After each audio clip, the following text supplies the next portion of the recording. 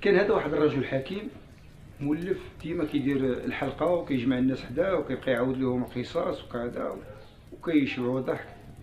واحد النهار في واحد السوق جا وجمع حلقه حداه وبقى كيدير لهم واحد قصه مضحكه وفسها كلشي بقى كيضحك.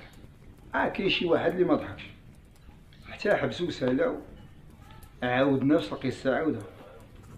من يعاودها ضحكوا ولكن ماشي بحال الاول، يلاه شويه ضحكوا ولكن ماشي كيف الاول. حتى حبسوا عاوتاني عاود نفس القصه مره ثالثه، وهاد المره الضحك كان قليل.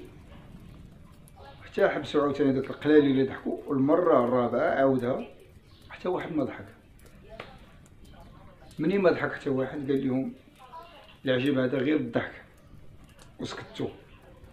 وعلاش ديما في البكاء ما كتبغيوش تحبسوا، ديما كتبكيو في الهموم والاحزان ما كتبغيوش تحبسوا، ديما شادين البكاء. كنتمنى تكونوا فهمتوا المعنى. تبارك الله عليكم.